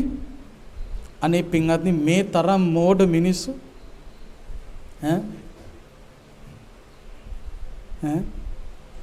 මතක තියාගන්න පින්වත්නි, බෝධීන් වහන්සේගෙන් එහෙම මැවුම්කාර දේවල් බලාපොරොත්තු වෙන්න එපා. එහෙම වෙනවා නම් ඔබ වැරදි. ඊට පස්සේ බාරයක් වෙනවා කියලා. අනේ බෝධීන් වහන්සේ විභාගේ පාස් වුණොත් ගෙනල්ලා දෙනවා අටපිරිකර 5ක්. හරි? 5ක් පූජා කරනවා කියලා යනවා. ෆේල් වුණොත් එහෙම දෙන්නේ නැහැ. වැඩේ කරලා නැහැ නේද? දෙයියන්ටත් කරන්නේ ওই දේ තමයි අපේ අය. දේවාල ගානේ ගිහිල්ලා ඒව ගැන කතා කරන්න ගියොත් මට එළි වෙනකන් කියන්න දේවල් තියෙනවා. මම ඒ පැත්තට හැරෙන්නේ නැහැ. මතක තියාගන්න, මේ බුදුදහම ඒ තරම් ලාමක දර්ශනයක් නෙවෙයි. ඔය යද ගියාට කිසි දෙයක් වෙන්නේ නැහැ. මතක තියාගන්න. Taman හරියට ජීවත් වෙන්න. අපි බෝධීන් වහන්සේට වන්දනා කරන්නේ යදිල්ලක් හැටියට නෙවෙයි. සිද්ධාර්ථ කුමාරයාට බුදු වෙන්න සෙවණින් උපකාර කළ නිසා කරන ගෞරවයක් හැටියට. ඒක බුද්ධෝපස්ථානයක් හැටියටයි කරන්නේ. නැතුව මේ යදිල්ලක් හැටියට එහෙම නෙවෙයි. යදිනවා නම් ඔබ මිත්‍යා දෘෂ්ටිකයි. මතක තියාගන්න. ඊට පස්සේ යදලිවර වෙලා ඒව උනේ නැති වුනහම බෝධින් වහන්සේට බනින්න යන්න එපා. ඔය මහරගම එක්තරා අපේක්ෂා රෝහලේ නම කිව්වට කමන්නේ. ළමෙක් රෝහල් ගත කළා. ඒ ළමයාට දරුණු අසනීප තත්ත්වය ඇති වුණා. අම්මා හැමදාම රෝහලේ බෝධින් වහන්සේට වන්දනා කරලා යදිනවා දරුවව සුවපත් වෙන්න කියලා. දරුවා නැති වුණා. දුවගෙන ඇවිල්ලා අම්මා කලේ මොකද්ද? ගලක් අරගෙන බුදු පිළිමෙට ගැහුවා. ඔන්න බලන්න. ඇයි? ඉන්නෙම මේ දෙන්න ඕන. දුන්න නැත්තම් හරියන්නේ නැහැ. එහෙම බෑ මේකේ. මෙතන බුදුරජාණන් වහන්සේගේ ධර්මයේ තුල අන්තර්ගත ස්වභාවය කල්පනා කරන්න. මේ තරම් මහ ගැඹීර දර්ශනයක් නැහැ පින්වත්නි. හොයලා බලන්න. මේකේ තියෙන වැදගත්කම, මේකේ තියෙන වටිනකම. එතකොට බුදුරජාණන් වහන්සේ දේශනා කරන්නේ සුගතිය යනවද දුගතිය යනවද කියන එක තම තමන් තමයි තීරණය කරන්නේ. පින්වත්නි, අනිත් ඒවත් එහෙම තමයි. ළමයෙක් ගත්තොත් ළමා කාලේ ගත කරන දරුවෝ ඇතිනේ මෙතන. හොඳට මතක තියාගන්න පුතේ දුවේ තමන්ගේ ජීවිත ගමන ඉදිරියේදී සාර්ථක කරගන්නවද නැද්ද කියන එක තීරණය කරන්නේ දෙමව්පියෝ නෙවෙයි. ගුරුවරුත් නෙවෙයි. වැඩිහිටියොත් නෙවෙයි. අපිත් නෙවෙයි. ඒක පුතාලා දූලම තමයි තීරණය කරන්නේ. ඒක කාගේවත් පිටට දාන්න බෑ. ඔබේ ජීවිතය මේ වෙනකොට සාර්ථක වුණා නම් අසාර්ථක වුණා නම් ඒකට හේතුවත් ඔබමයි. මේ සමාජයට එහෙම මුකුත් කියන්න එපා. සමහරු ලස්සන්ට කට කරකව කියනවා අපි වැරදුනේ අපට වැරදුනේ අපි ආශ්‍රය කරපු අය අපිට වැරදුනේ මේ සමාජය නිසා කියනව නේද සමහරු. එහෙම කියන්න බෑ. ඇයි? ආශ්‍රය කරන එක මොකා වුණත් වැරදුනේ Taman නිසායි. සමාජය මොන වගේ සමාජයක් වුණත් වරද්දගත්තේ ඔබයි. කාටවත් දොස් කියන්න පුරුදු වෙන්න එපා. මොකද Tamanට ඔලුවක් තිබුණා නම් බේරෙන්න තියනවද නැද්ද අවස්ථාව? තියෙනවා. ඕන තරම් බේරිලා ඉන්නේ මිනිස්සු. Taman අතේ තියෙන්නේ. ඒකයි බුදුහාඳුරු දේශනා කළේ. ඔය බුදුහාඳුරු පැහැදිලි කරපු කාරණාව හරි වටිනවා. මේත් අහලා තියෙනවනේ දේවදූත සූත්‍රේ. අහලා තියෙනවනේ. වැරදි වැඩ කරපු පව්කාරයෝ අරගෙන යනවනේ මේ යමරජුරුව ළඟට. අරගෙන ගියාම යමරජුරුව දඬුවමට පිටත් කරන්න ඉස්සෙල්ලා ප්‍රශ්න 5ක් අහනවා. ප්‍රශ්න කීයක් අහනවද? 5ක් අහනවා. දැනගත්තට කමන්නේ උත්තර දෙන්න යන්න ලෑස්තිෙන්න එපා. හරි? බැරි වෙලා හරි යන්න පුළුවන් වුණොත් හොඳට මතක තියාගෙනවත් යන්න මේ උත්තර ටික හරියට දෙන්න. එතකොට පොඩි සැලකිල්ලක් හරි හම්බෙයි. හරි? යමරජුරුව අහන ප්‍රශ්න 5ක්. ඔන්න ඒ ප්‍රශ්න 5ට පෞකාරය උත්තර දෙන විදියත් බුදුහාමුදුරු උගන්වනවා ඔය දේවදූත සූත්‍රේ.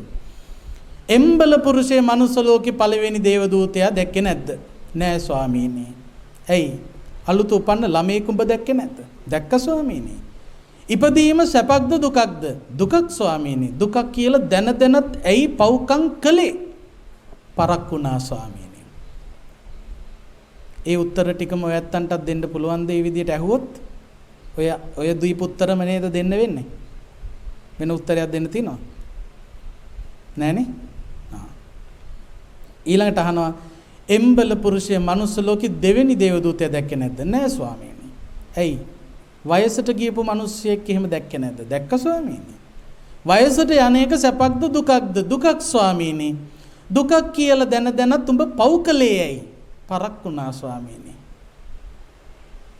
හරිනේ? යන්න උනොත් දෙන්න වෙන්නේ ඔය ටිකනේ. එම්බල පුරුෂය මනුස්ස ලෝකේ තුන්වෙනි දේවදූතයා උඹ දැක්කේ නැද්ද? නෑ ස්වාමීනි. ඇයි? ලෙඩ වෙච්ච මිනිස්සෙක් දැක්කේ නැද්ද? දුක් විඳින ලෙඩෙක්. දැක්ක ස්වාමීනි. ලෙඩවීම සැපක්ද දුකක්ද? දුකක් ස්වාමීනි. දුකක් කියලා දැනත් පව්කම් කළේ ඇයි? පරක් වුණා ස්වාමීනි. එම්බල පුරුෂය මනුස්ස ලෝකයේ හතරවෙනි දේවදූතයා දැක්කේ නැද්ද? නෑ ස්වාමීනි. ඇයි? විඥානේ නිරුද්ධ වෙච්ච මිනිසෙකුගේ මලකඳ දැක්කේ නැද්ද? දැක්ක ස්වාමීනි. මැරෙන එක සැපක්ද දුකක්ද? දුකක් ස්වාමීනි. දුකක් කියලා දැනත් පව්කම් කළේ ඇයි? පරක් වුණා ස්වාමීනි. එම්බල පුරුෂය මනුස්ස ලෝකේ පස්වෙනි දේවදූතයා ඔබ දැක්කේ නැද්ද? නෑ ස්වාමීනි. ඇයි? වැරදි වැඩ කරනකොට නීතියේ රැහැනට හසු වෙලා කරපු වැරද්දට දඬුවම් විඳින අපරාධකාරයෝ එහෙම දැක්කේ නැද්ද? දැක්ක ස්වාමීනි. වැරදි කළාම දඬුවම් තියනවා. ඒ දඬුවම් විඳින්න වෙනකොට ඒක සැපක්ද දුකක්ද? දුකක් ස්වාමීනි. දුකක් කියලා දැනත් පව්කම් කළේ ඇයි? පරක් වුණා ස්වාමීනි. ඔය හැම ප්‍රශ්නයකටම බුදුහාම අර යම රජුරෝ අන්තිමටම තවත් කාරණාවක් කියනවා. ඒ තමයි එම්බල පුරුෂය. අද ඔබට මේ විඳින්න වෙන දඬුවමට හේතුව උඹේ අම්මා එහෙම නෙවෙයි. තාත්තත් නෙවෙයි. ගුරුවරුත් නෙවෙයි. ශ්‍රමණක් බ්‍රාහ්මණයොත් නෙවෙයි. ඔබ හිටපු සමාජයත් නෙවෙයි. මේ දඬුවම දෙන්නේ මමත් නෙවෙයි. මේ දඬුවම ඔබ විසින්ම හදාගත් එකක්. දැන් කාටද බේරන්න කියන්නේ? තේරෙනවද කියන්නේ?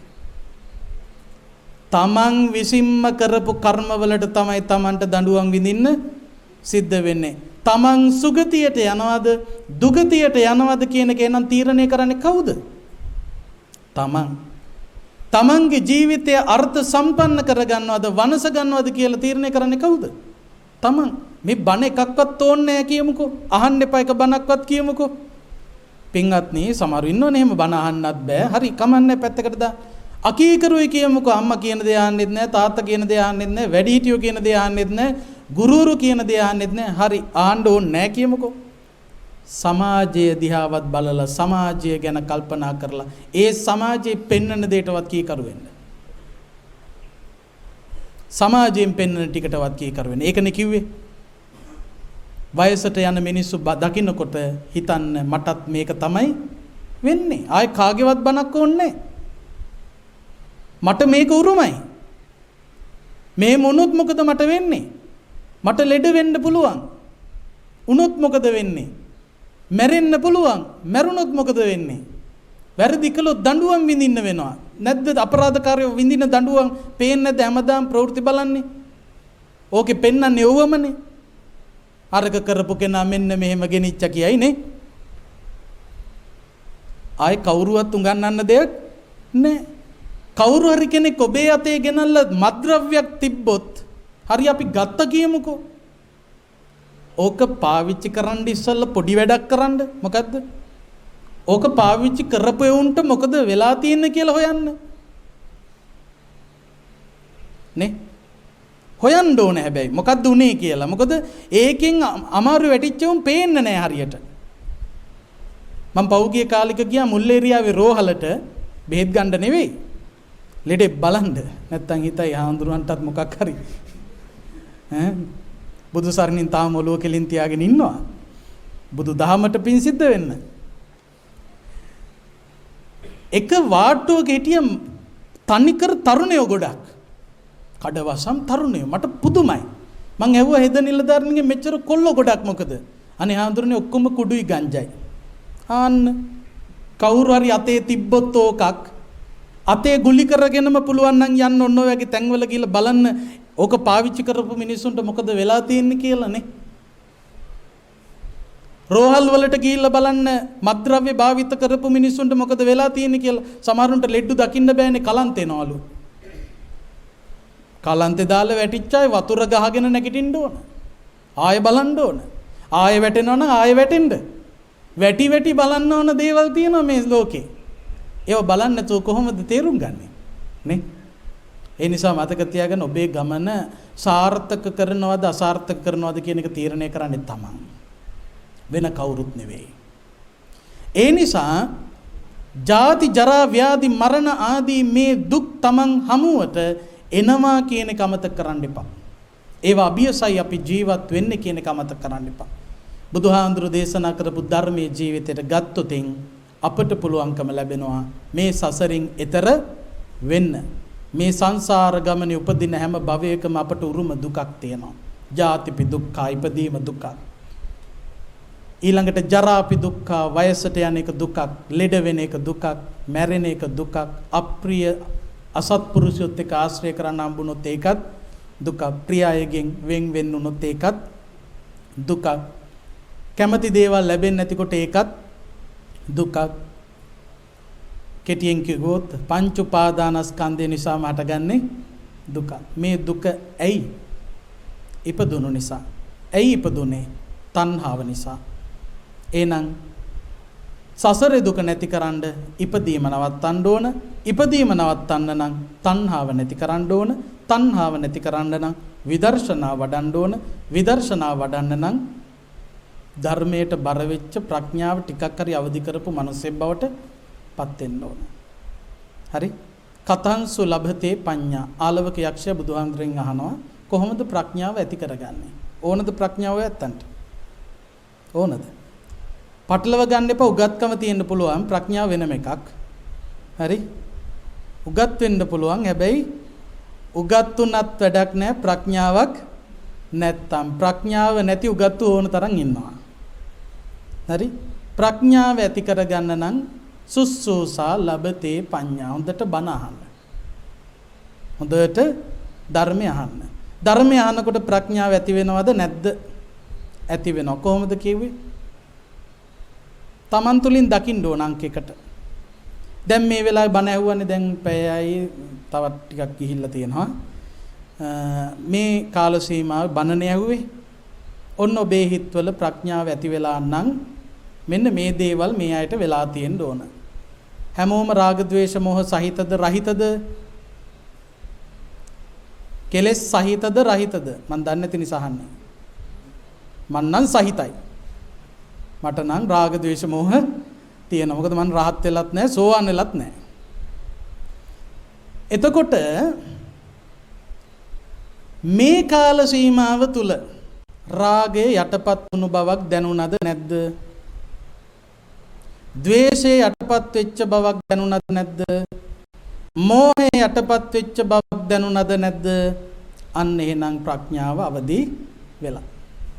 ඕක දිගටම එක දිගට කරන්න පුළුවන් නම් නිවන කියන්නේ ඔතන බහුල කොට වැඩිීමේ ප්‍රතිඵලයක්. හරි? දැන් අපිට වෙන්නේ ඒක නෙවෙයි. පැයක් බණ ඇහුවා. පැයක් ප්‍රඥාව අවදි කළා. දැන් බණ ඉවර වෙලා මං යනවා. ගියපු ගමන් මේ ඉතින් අර සුපුරුදු සාකච්ඡා ටිකක් ඇවිල්ලා දේශපාලනය වෙන්න පුළුවන්. ඊළඟට තව මොන හරි වෙන්න පුළුවන්. මගේ කියපු බණේ මොන හරි වෙන්න පුළුවන්. ඒක එහෙම වෙන්නේ කොහොමද කියලා එන්න පුළුවන්. ඊළඟට ගෙවල් වලට ගියාට පස්සේ සුපුරුදු ටෙලි නාට්‍ය ටික චිත්‍රපටි ටික ඒවා දාලා බලාගෙන ඉන්නකොට දැන් ඒවා බලනකොට මොකද වෙන්නේ? චිත්‍රපටියක් බලනකොට මොකද වෙන්නේ? ටෙලි නාට්‍යයක් බලනකොට මොකද වෙන්නේ? තව ටිකක් ගියට කමන්නේ. අල්ලගෙන කියන්න ඕන මේවා. බඩගින්නේ හරි කමන්නේ අහගන්නයි ඕන. හරි? මේව බලනකොට මොකද උනේ කියලා හෙව්වේ නැද්ද පොඩ්ඩක්? හොයන්නත් මොලේ තියෙන්න එපේ. චිත්‍රපටියක් බලන තැන ඉන්න ඔබ ටෙලි නාට්‍යයක් බලන තැන ඉන්න ඔබ මොන තරම් මෝඩද? ඇයි ඒ? චිත්‍රපටියකින් ටෙලි නාට්‍යයකින් රාග ద్వේෂ මොහ පෝෂණය වෙනවද නැද්ද? වෙනවා.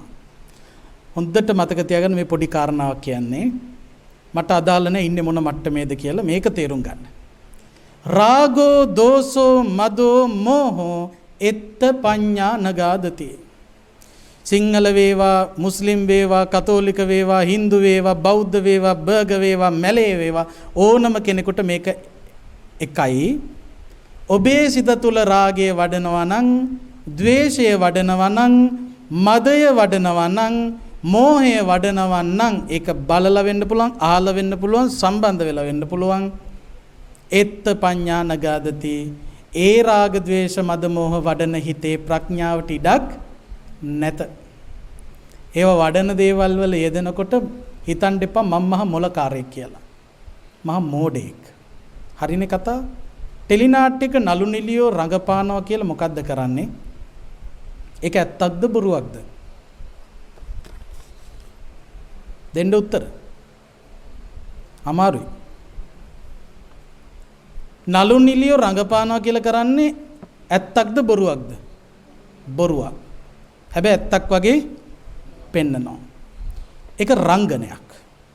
ගෙදර ඉඳන් ටෙලි නාට්‍ය බලනකොට චිත්‍රපටිය බලනකොට ඔකේ තියෙනවනේ ජවනිකා. අපි මේවා කියනවා නිතර. ඔන්න දුෂ්ට චරිතය රඟපාන කෙනා පිහියක් අරගෙන දුවගෙන එනවා. ඇවිල්ලා අපි ආස කරන හොඳ චරිතයට අනිනවා. එනපු ගමන් ලේ එනවා. වැටෙනවා. මැරෙනවා. ඔන්න ඔය ජවනිකා ගම ඔක්කොගෙම තියෙන එකනේ. නේ? හැම ටෙලි නාට්‍ය ගත්තොත් ඔය ටික තියෙනවා. දැන් අර දුෂ්ට චරිතය රඟපාන කෙනා පිහිය අරගෙන ආවා. ඇත්තටම එන්නද? නෑ, එන්න වගේ පෙන්නවා. ලේ ඇත්තටම ආවද? ලේ එන්න වාගේ පෙන්නවා. ඇත්තටම මැරුණාද? මැරුණා වාගේ පෙන්නවා. හැබැයි ඒක එහෙම එකක් කියලා දැන මේක රංගපෑමක් කියලා දැන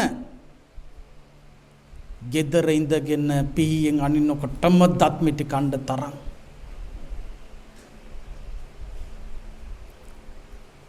සිනමා හලට ගිහිලා චිත්‍රපටිය බලලා අඬ එන්න තරම් කොට්ට බදාගෙන කඳුළු සලන්ඩ තරම් මේක බොරුවක් කියලා දැන ඒක ඇත්තක්මයි කියලා පිළිගන්න තරම් මිනිස්සු මෝඩ වෙනවා කියන එක ලේසි පහසු මෝඩ වීමක්ද හිතලා බලන්න. පෙන්නනවා තමයි අඩුම ගානේ මේක දැනගෙනවත් බලනකොට තේරුම් ගනින්නේ. මේක මේ බොරුවක් කියලා. රසය අඩු වෙයි. හරි. හැබැයි ඇත්ත ඒකයි. ඔකනේ தත්ත්වය. අන්තිමේදී ඇනපු එක්කෙනයි මැරිච්ච කෙනයි දෙන්නම සම්මාන උළෙලේ සම්මානෙත් අරගෙන යනවා. අපිව අංක එකෙන් ගොන්නු බලවට පත් කරලා ජනප්‍රියම නළුවා හෝ නිලිය සම්මානෙ ගන්නේ මුළු රටේ මිනිස්සු හොඳටම ගොනාට අඳපු අයයි. තරහ වෙන්න එපා. ඇත්ත කතාව මං කිව්වේ. පින්වත්නි ඔන්න ඇත්ත කතාව. රාග ద్వේෂ මද මෝහ වඩනකොට ප්‍රඥාවට ඉඩක් හම්බෙන්නේ නෑ. ඒක නැති වෙනවා. අද ලෝකයේ ඔබව වට කරගෙන කරන්නේ මොකක්ද? ඔබෙන් හම්බ කරන්න පුළුවන් වෙන්නේ ඔබ මෝඩ වෙච්ච තැන. ළමයි මෝඩ වුණොත් තමයි ළමයින්ගෙන් හම්බ කරන්න පුළුවන්. තරුණයා මෝඩ වෙච්ච ගමන් තමයි තරුණයාගෙන් හම්බ කරන්න පුළුවන්. වැඩිහිටියා මෝඩ වෙච්ච ගමන් වැඩිහිටියාගෙන් හම්බ කරන්න පුළුවන්. ඒ නිසා ඔබව මෝඩ මට්ටමේ රඳවන්න ගොඩක් වැඩ කරනවා. පරිගණක ක්‍රීඩා ළමයි ටිකට පුරුදු වුණානේ නේ. අද කන් වල ගහගෙන ගේම් ගහනවා PUBG කියයි. මම දන්න ඔක්කොම. පහුගිය දවසක වයසක අම්මා කෙනෙක් එනවා හාමුදුරුවනේ පුතා ඉංජිනේරු මහත්තයෙක් වැඩට යන්න නැතුව ගේම් ගගා ඉන්නවලු. කොහොමද වැඩේ? වැඩට නොයා ගේම් ගහන්න තරම්. පොඩ්ඩක් හිතලා බලන්න.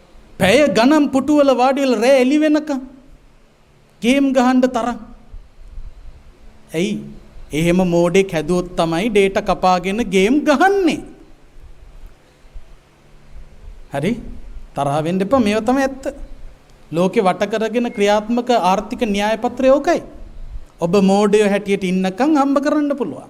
ඔබේ මොලේ පෑදිච්ච ගමන් හම්බ කරන්න බැරුව යනවා. ඒ නිසා මතක තියාගන්න ලෝකයට ඕන විදියට මෝඩ වෙන්න එපා. ඔළුව පාවිච්චි කරලා වැඩ කරන්න. ඊට වඩා මම බන කියන්න යන්නේ නැහැ. යථාර්ථයේ තේරුම් අරගෙන වාසය කළොත් තම තමන්ට අනාගතයේදී සාර්ථකත්වයට පත් වෙන්න පුළුවන්. අනාගතය කියලා හදාගන්න ඕන පණ යනකම් මොහොත දක්වා නෙවෙයි. අනාගත කියන වචනේ තේරුම මොකද්ද? න ආගත ආපු නැති කොටස. පණ ගියාට පස්සේ එතනින් ඉවරද අනාගතේ? එතනින් එහා කොටස එතකොට මොකටද අයිති වෙන්නේ? ඒකට මොකක් හරි නමක් තියෙනවද? ඒකත් අනාගතයේම තමයි. එහෙනම් ඉගෙන ගන්නත් ඕන, හම්බ කරන්නත් ඕන, ගෙවල් හදන්නත් ඕන, ඉඩ කඩම් ගන්නත් ඕන, යාන වාහන ගන්නත් ඕන. ඒත් එක්කම ආධ්‍යාත්මික දියුණුවක් ඇති කරගන්නත් ඕන. ඇයි? අනාගතය කියනකොට නිවන් දකින්න මොහොත දක්වාම මේක දිවෙනවා. ඒ නිසා හිත පාලනය කරගන්න. යථාර්ථය මෙනෙහි කරන්න. එහෙම මෙනෙහි කරලා ජීවිත ගමන අර්ථ සම්පන්න තැනකටපත් කරගන්න මහන්සි ගන්න. අද මේ උතුම් ධර්ම දේශනාව ඔබට ඍණාත්මක දෙයක් හිතලා ඒ ඍණාත්මක දේ තුලින් ඔබේ ජීවිතය ධනාත්මක කරගන්න ශක්තියක් බවට පත් වේවා. ඔබේ ජීවිත ගමනට ආලෝකයේ එකතු කරගන්න ධර්මයේ ආభాෂය මේ හැමෝටම නිරතුරුවම ලැබේවා. සසර දුකින් එතරව ගෞතම බුද්ධ ශාසනයේදීම උතුම් නිවනින් සැනසෙන්න මේ උතුම් පින්කම ඔබට අපට රටට ලොවට යහපත පිණිසම පවතිවා කියලා ප්‍රාර්ථනා කරන්න. ආකාසට්ඨා ච බුම්මට්ඨා දේවා නාග මහිද්దికා පුඤ්ඤාන්තං අනුමෝදිත්වා චිරං රක්ඛන්තු ශාසනං චිරං රක්ඛන්තු දේශනං චිරං රක්ඛන්තු ත්වං සදා. අද සත්පුරුෂ ස්වාමි පුරුෂයෙක් හැටියට, සත්පුරුෂ දරුවන් හැටියට මේ පින්වත් කොයි කවුරුත් ඒක රාශී වෙලා තිසරණ සහිත පන්සිල් සමාදන් වෙලා ධර්මයට කරන ගෞරව කිරීමක් හැටියට පිරිකර ආදිය පූජා කරලා අප්‍රමාණ කුසලස්කන්ධයක් පුණ්‍යස්කන්ධයක් අත්පත් කරගත්තා. මේ හැම ආකාරයකින්ම රැස් කරගත්තු සකල කුසලානිසංස අපි දැන් අනුමෝදන් කරමු. මීට දින 7කට පමණ පෙර ආතුව අවුරුදු 74ක් ආයුෂ භුක්ති වින්දනය කරලා ජන්මාන්තර ගතවන්නට යෙදුණු නාවුල්ලගේ කමලා පෙරේරා උපාසිකා මාතාව, ආදරණීය අම්මා, ආදරණීය ස්වාමි දියණිය, ඥාතිවරිය මේ පින් අනුමෝදන් වේවා. එතුමියගේ භවගමන සුඛී සුවපත් භාවයට පත් කර ගනිත්වා. සසර දුකින් එතරව ගෞතම බුද්ධ ශාසනයේදීම උතුම් චතුරාර්ය සත්‍ය අවබෝධය සලසා ගනිත්වා කියන අදහසින් අපි මියගේ ඥාතීන්ට පුණ්‍යානුමෝදනාව කරමු.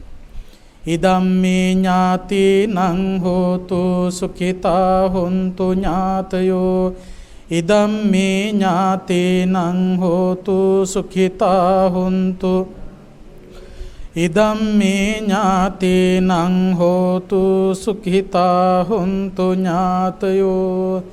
සම්්‍ය දෘෂ්ටික දෙවියෝ මේ පින් අනුමෝදන් වේවා. රට ජාතිය සම්බුදු සසුන යෙහෙන් රකීවා. ආදරණීය පියාණන් ඇතුළු කොට ඇති දූ පුතුන්ට පවුල්වලට සම්බන්ධ සියලු දෙනාටම පුංචි දරුවන්ට තරුණැත්තන්ට වැඩිහිටියයට හැම කෙනෙකුටම සිත ශාන්ති යහපත උදා වේවා. පැතිර යන වසංගත රෝගී තත්වයේ ඉදිරියේ රෝග නිවාරණ සංග්‍රාමයේ යෙදී සිටින පින්වත් අපේ වෛද්‍ය කාර්ය මණ්ඩලයට හෙද කාර්ය මණ්ඩලයට ඔබව අපව නිරතුරුවම රකින්න ත්‍රිවිධ හමුදාවේ පොලිසිය පින්වතුන්ට අසනීප තත්ත්වවලට පත්වෙච්ච ඇත්තන්ට සිත ශාන්ති යහපත උදා වේවා. දෙවියොත් පතන බෝධියකින් මෙපින් අනුමෝදන්ව උතුම් නිවනින් සැනසෙත්වා කියලා දෙවියන්ට පින් දෙමු. එත්තාවතාච අම්හෙහි සම්භතම් පුඤ්ඤ සම්පදං සබ්බේ දේවා අනුමෝදන්තු සබ්බ සම්පත්ති සිද්ධියා. එත්තාවතාච අම්හෙහි සම්භතම් පුඤ්ඤ සම්පදං සබ්බේ දේවානුමෝදන්තු සබ්බ සම්පත්ති සිද්ධියා. එත්තාවතාච අම්හෙහි සම්භතම් පුඤ්ඤ සම්පදං සබ්බේ දේවානුමෝදන්තු සබ්බ සම්පත්ති සිද්ධියා. බලාපොරොත්තු වෙච්ච පින්කම් ඉතාම හොඳින් සම්පූර්ණ කළා. මේ හැම ආකාරයකින්ම රැස් කරගත්තු සකල කුසලානිසංසයන්ගේ බලයෙන් කාටත් ගෞතම බුදු සසුනේදීම උතුම් නිවනින් සැනසෙන්න හේතු වාසනා වේවා කියලා සාදු කියලා නිවන් ප්‍රාර්ථනා කරන්න. ඔහොම වැඳ ගන්න. අභිවාදන සීලිස්ස නිච්ඡං වද්ධාපචායිනෝ චත්තාරෝ ධම්මා වඩ්ඩන්ති ආයුවන්නෝ සුඛං බලං ආයුරාරෝග්‍ය සම්පatti සග්ග සම්පatti මේවච අතෝ නිබ්බාන සම්පatti ඉමිනාතේ සමිජ්ජතු.